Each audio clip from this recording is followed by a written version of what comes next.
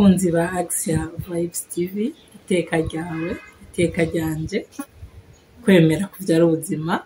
Ni mama Nyishu Abagumbiri, amahoro y'Uwiteka Umwami Imana abane namwe mwese, umwe wese ahari. Tugarutse kuyaga ku jambo ry'Imana, tugarutse kwibutsanya, kuko nta muhinga nta n'uyazi gusumba uwundi, ariko ico Umwami Imana aza gushira mu mutima wacu turagisangira, gutyo dutezanye intege, dufatanye runo rugendo ruja mw'ijuru. Uno musi rero tugiye gusoma muri Yesaya 49, ndahera akarongo ka 14 nshikane kuri 16. Ngo ariko Siyoni ho haravuga hatuhoraho yarampevye, Umwami Imana yaranyibagiye. Mbega umugore yokwibagira umwana akiri mwikwibere ngo yoye kugirira akagongwe ubura bwiwe? Ni koko abo boshobora kwibagira, ariko jeho sinshobora kukwibagira. Ehe ngushushanije mu biganza byanje, inzitiro zawe ndazihoza kw'amaso. Amen. Ngo Siyoni ho haravuga nguhoraho ngo yarampevye. Niba Siyoni haravuze ngo uhoraho yarampevye, wumve ngo Siyoni hari ko haracishwa ahantu, hari mu bihe bigoye, hari mu bihe biteye ubwoba. Ibaze kugeraho wiyumvira yuko uhoraho yaguhevye. Imana yacu idutabara. Imana yacu ntiteze kuduheba n'umusi numwe. Ariko Siyoni hari hageramiwe. Ubundi ijambo riraza ngo mbega ngo nyina ngo yo kwibagira ngo uruhinja yavyaye. Aravuga ngo yego nivyo, ngo ivyo ngo vyoshoboka, ariko jewe sinshobora kukwibagira. Ngo nyina yo kwibagira uruhinja yavyaye, na ivyo dushoboka jeho nama nkwibuka. Harimo igitero kivuga ngo Kristo birambabaza ko ngukunda urukundo rukeru rimo nyuma y'urwo rukundo nkunda.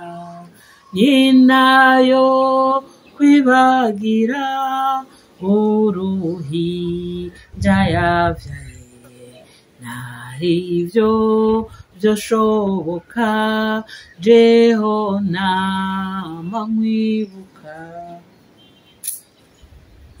Umuririmbyi aravuga ngo ariko ndagukunda naho bidashimitse,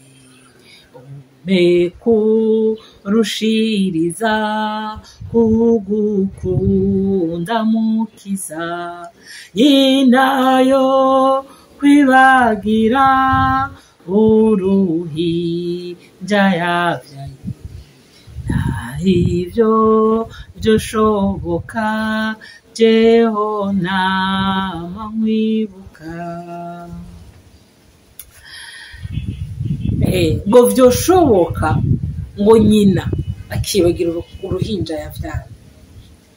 Muri iki gihe cya nyuma dusohoyemwo, usanga abavyeyi badakunda abana, ugasanga abana badakunda abavyeyi. Ukiyumvira mbega uyu muziki turimwo n'umuziki bwoko ki? Mbega iki gihe dusohotsemwo ni igihe icahe kimeze gute? Ariko nuko nyene n'ivyo bihe, nico gihe dusohotsemwo, n'igihe ca nyuma kandi vyaranditswe. Abantu dusoma ijambo ry'Imana, murambwira abantu ni ari igihe dusoma ibintu tukabishira hariya, tugashaka ko ari ibintu bigenda hariya, ariko nibihari kandi nibitegerezwa kuba. Ariko Imana iravuga ngo ego birashoboka, abo barashobora kubikora, abo barashobora kwibagira. Umuvyeyi arashobora kwibagira umwana yavyaye, birakunda. Nawe uzane iyo shusho, yimvire umumama aratwaye inda arasamye aragwaye irekwe amezi 9 ari muri strago aravyaye igise ariko bigashobora gushika kandi bigakunda bikemera uyo muntu akibagirwa uwo muntu. Ariko Imana iravuga ngo ariko jewe sishobora kwibagirwa umuntu wanje, jewe sishobora kwibagirwa umwana wanje, jewe sishobora kwibagirwa ikiremwa naremye. Aravuga ngo hedo ngushushanije mu biganza byanjye. Uyu munsi ndagomba kukwibutsa ngo wirengagize amajwi atandukanye, wirengagize ibintu byinshi ushobora kuba biko biraguca intege, ivyo wumva n'ivyo ubonesha amaso. Hari ibintu bize bikatwereka yuko Imana itadukunda, Imana itahari, Imana iri hirya kure. Hari ibintu bize bikakwereka yuko Imana yakwibagiye, ariko muririmbe ngo ntabwo yaguhevye, ngo nta nubwo yakwibagiwe, ngo nubwo bimeze gutyo. Ni kuvuga ngo mu bitekerezo by'Uwiteka biranyuranye nuko kuntu uri kurabibona, nuko kuntu uri kuravyumva, niyo situation wewe urimwo biranyuranye cane. Imana yarirahiye ngo ntabwo izigera iguta, ntabwo izigera iguheba. Narasomye muri Yesaya nyirano havuga ngo abo nahetse bakiri bato ngo nzobageza no mu zabukuru ndiwe. Tandis que abavyeyi batuvyaye baba mama bacu badukunda, umva nkubwiye, uretse yuko Satani atera abantu, uretse yuko isi ishaje, uretse yuko hari ukuntu bimeze, ubundi nta muntu azogukunda nka mama wawe yakuvyaye. Ariko n'uyo mama wawe birashobora gushika akaruha cyangwa akananirwa agashira hasi. Ariko Imana yo iravuga ngo abo nahetse bakiri bato ngo nzobageza no mu zabukuru ndiwe. Umwana aravuka bakamushishitira bakamufuka, mfukira umwana harakazuba mukure mu mvura rararararara, umwana wanje ari hasi dore yatoye ivyondo dore ukunukunukunuku. Ariko kugenda uragrowing, oho bagenda baragushira hasi. Ayi wacu biranyaruka. Umwana mukuru amaze kuba afite 2 ans agakurikirwa, c'est fini les histoires. Basigara bakubwira ngo raba umwana, nawe wari umwana, nawe wari ukeneye gufata, nawe wari ukeneye kuraba, nawe wari ukeneye kwitaho, ariko bica bihinduka akaba ari ugenda kuraba umwana. No kuvuga iki, ntabwo wa mu mama yabitekerejeho nuko no bivuga, canke ari amahitamwo, canke abona ko vy'ukuri bikwiriye ko akurekura, ariko kuko muri babiri biramugora afatanije n'ibindi bikorwa byo mu rugo no gushaka ubuzima kugira ngo murongo uko mubaho, murongo uko mukura. Ngaho noneho umwana mukuru ifoko aca apprendre le rôle y'umukuru nyene akaraba batoye. Ariko reka nkubwire, mu Mana siko bimeze. Yewe urabona ko tuvyerera rimwe ku musogonde turi nk'ibihumbi bingahe, turakwigwa ku bibero vyayo, turakwigwa ku mugongo waho, turakwigwa.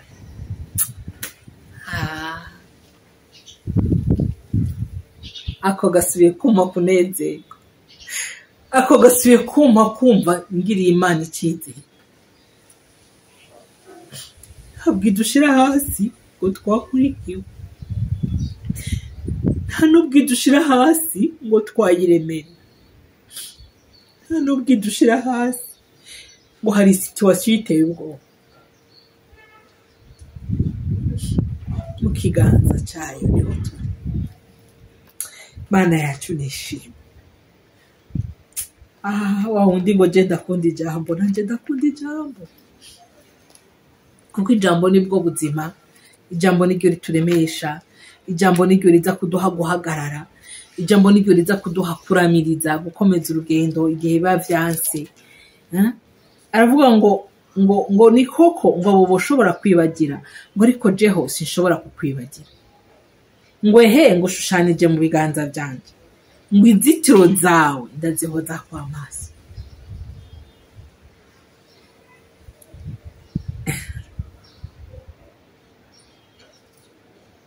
Imana yacu ntisinzira, Imana yacu ntabwo iryama. imana yacu ntabwo iruha aho uja hose intambuko zawe zose izihoza kw'amaso kandi yiteze kugirira neza kandi yiteze kugutabara wibuka ijambo duheruka kwiga twarumvise yuko imana ari ibasha kudukiza kandi ikadukiza ibihe byose kandi yuko imana yacu ikura no mu rupfu none ubirirahiye iravuga ngo ntabwo ushaka kutwibagira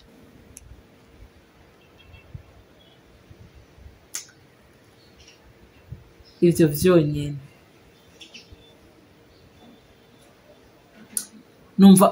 numva bisubijemo intege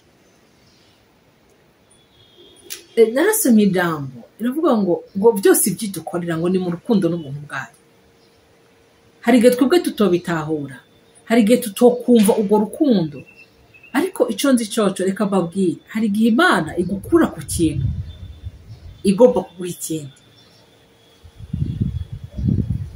ko bimeze abantu baba mu nzu z'amakaro kera nta makaro abantu benshi bari bafise mu mazu abasirimu n'abafise udufaranga bashiramo agasima rero ibintu byagiye biratera imbere dushaka gushiramo amakaro mu mazu yacu babanza gusa nk'ababomoye ka gasima basena noneho rero bagashiraho amakaro rero no mu mana nuko bimeze hari igihe idukura ku kintu igomba kuduha ikindi wumve ko peu importe ibyo bayakwatse peu importe ibyo yoba yakwima uko biri kose wumve yuko imana inzitiro zawe izihoza ko amaso uwiteka imana aduhanura